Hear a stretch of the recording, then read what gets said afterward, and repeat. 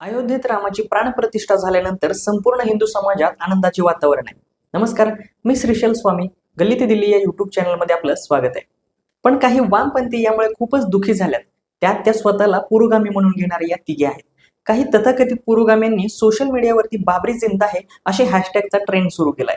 राणा अयूब, आरफा खान, शेरवानी आणि आयशी घोष यांनी आपल्या देशाला मृत घोषित केलाय. कोणी 22 जानेवारी 2024 काळा दिवस म्हणून संबोधत आहे, तर कोणी लिहित आहे की बाबरी मशीद ही हृदयामध्ये जिवंत राहील. इस्लामिक कट्टरवाद्यांनी लिहिले आहे की मशिदीचे रूपांतर मंदिरात होईल, परंतु इस्लामिक कायदा राहील. आम्ही हे विसरणार नाही आणि माफही करणार नाही, इन्शाअल्लाह, असे लिहिताना काहींनी बाबरी मशीद पुन्हा बांधली जाईल असा दावाही केलाय. स्वतःला पत्रकार म्हणून घेणाऱ्या राणा अयूब यांनी लिहिले आहे की हा दिवस हा केवळ एक सत्तेतील आलेल्या क्रूर बहुसंख्यवादांचं दाखवणार नाही, तर एकेकाळी जातीयवादाच्या विरोधात लढणाऱ्यांच्या मौनावरही प्रश्न उपस्थित करेल. राणा अयूब ह्या स्वतःला इस्लामिक कट्टरवादीचा अजेंडा पुढे नेण्यासाठी ओळखल्या जातात. देणग्या गोळ्या करून खाल्ल्याचा त्यांच्यावर आरोप देखील केलाय.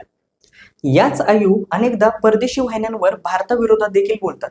डाव्या नेत्या आयशी घोष यांनी लिहिले आहे की 22 जानेवारी 2024 धर्मनिरपेक्ष राष्ट्रपतन हे लक्षात राहील. आणखी एका ट्विटमध्ये त्यांनी अयोध्येला पोहोचलेल्या सेलिब्रिटींवर ताशेरे ओढलेत आणि लिहिले आहे की हे मणके नसलेले लोक पैशासाठी काहीही करू शकतात. यांचा रामाच्या श्रद्धेशी काहीही संबंध नाही. आयशी घोष हे JNU मधील हिंसाचारासाठीही ओळखले जातात.